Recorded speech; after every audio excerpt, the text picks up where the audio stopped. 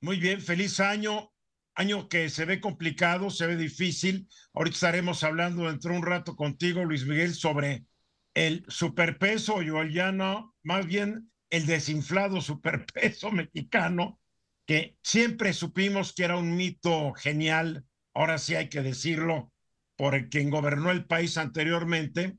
Vamos a hablar de eso. Vamos a hablar sobre estas adecuaciones al presupuesto del INE, mi querido Bernardino, porque es algo que te tiene muy preocupado por lo visto, porque ayer también lo comentaste.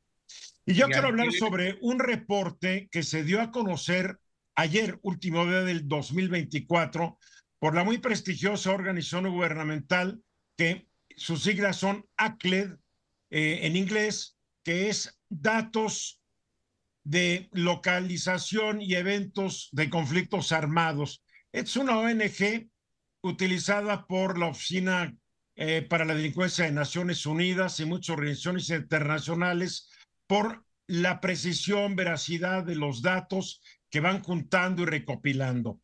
Este reporte habla de las 10 zonas de mayores conflictos que se esperan para el año 2025 y uno de esos lugares es, y no nos debemos sorprender, México.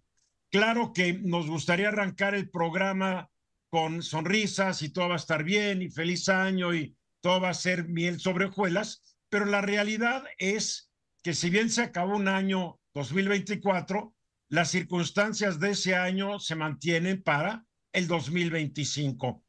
Esta organización dice que el proceso electoral del año pasado estuvo marcado por una violencia sin precedentes, más de 500 incidentes violentos contra figuras políticas durante la temporada electoral.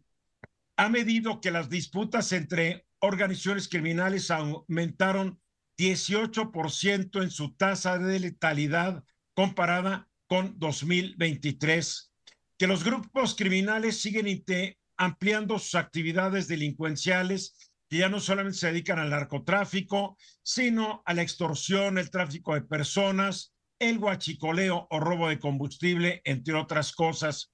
Dicen que la violencia se extendió a 14 de los 32 estados de la República.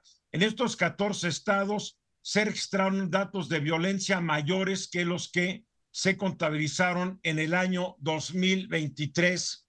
Llama la atención cómo el gobierno mexicano no ha sabido capitalizar el secuestro y posterior arresto del Mayo Zambada. En vez de haber actuado contra las organizaciones criminales, lo que aparentemente permitió el gobierno de Andrés Manuel López Obrador fue que se dividiera el cártel de Sinaloa, se empezaran a matar entre ellos y que el cártel Jalisco Nueva Generación pudiera aprovechar esto para ampliar sus actividades.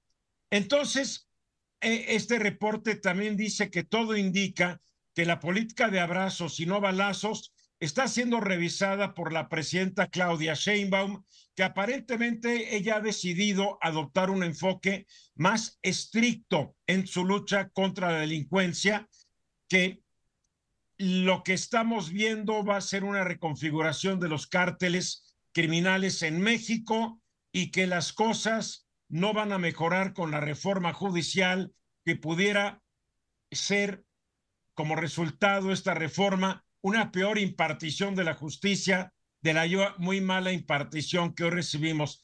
En fin, vale la pena este documento porque a mí me preocupó mucho lo que leí en él. Luis Miguel. eh, creo que cuando hablamos de crimen organizado y nos centramos en una estadística como es homicidios, perdemos de vista todas las facetas en las que hace daño. Yo sigo en shock con lo que pasó con la alcaldesa de Michoacán, porque nos habla de otra parte del crimen organizado, que es la influencia que tiene el famoso soft power, es cómo a través de donaciones de juguetes a niños, de patrocinio de fiestas en los pueblos, en algunos casos, en el caso de financiamiento para infraestructura simbólica muy relevante, iglesias, campos deportivos, teatros. tiene mucha influencia. Decimos, nos están advirtiendo cómo estas organizaciones criminales nos ponen en el mapamundi, al mismo nivel que lo que está pasando en Gaza, en Ucrania, en ¿cierto? Sudán, del que hablamos muy poco, pero también hay que ver que aunque no haya homicidios, tenemos pues yo diría este cáncer que es el prestigio social creciente del crimen organizado, la influencia en un montón de comunidades, por ejemplo, la enorme influencia, el prestigio que tiene entre los jóvenes como posible empleador. Bueno, el reporte nos recuerda este dato. Más o menos el 30% del territorio nacional está controlado por la delincuencia organizada, estructuras políticas, empresariales, etcétera. Bernardino. Eduardo, y la pregunta es cómo terminar con toda la delincuencia organizada. Este año es complejo, ya lo has comentado. Hay muchas cosas de violencia, por supuesto, pero entonces la pregunta es cómo se debe de combatir realmente a la delincuencia organizada, cuál es el golpe realmente que se le debe dar duro a la delincuencia organizada, pues para que realmente se reactive. Obviamente muchas zonas de la República Mexicana que tienen muchos problemas de violencia. Vamos a presentar inclusive pues unas elecciones, Eduardo, próximamente, ¿no? Elecciones judiciales. ¿Qué es lo que va a pasar justamente con todo ese proceso Pues va a judicial? haber influencia del crimen organizado en estas elecciones de juzgadores, claro. A ver, ¿cómo se tiene que combatir? Obviamente no es la estrategia que siguió el aldeano López Obrador. Obviamente no lo es. Con el nuevo gobierno yo sí percibo un cambio, percibo de que está siendo más agresivo el gobierno para combatir a los delincuentes, lo percibo. Ahí están los datos, el gobierno está promoviendo, está difundiendo todo lo que hace, que agarraron a tantos delincuentes, tantas armas, tantas drogas, etcétera, etcétera.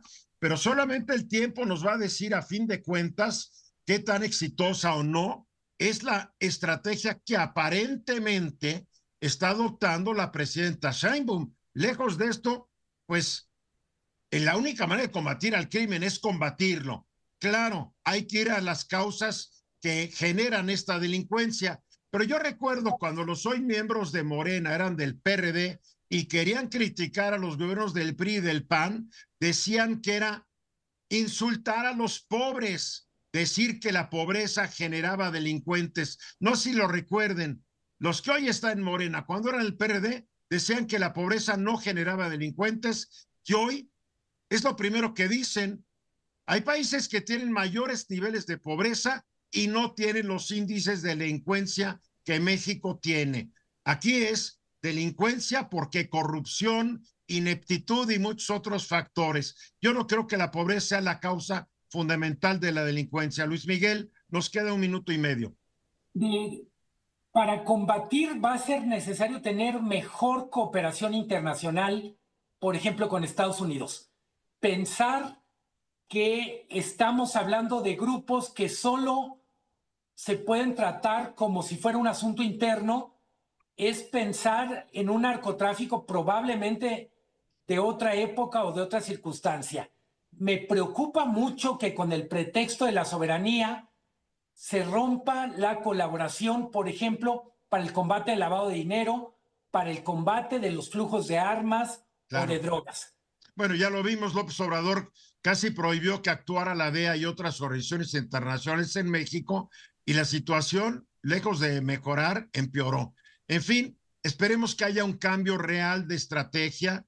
Yo entiendo que la presidenta no se puede ir en contra abiertamente de muchas de las decisiones de su antecesor y padrino político, pero la presidencia hoy es ella. Ella es la presidenta. El otro señor está muy lejos, esperando que únicamente dedicado a escribir sus libritos y no inmiscuyéndose más en las acciones de este gobierno. En fin, vamos a los mensajes, continuamos.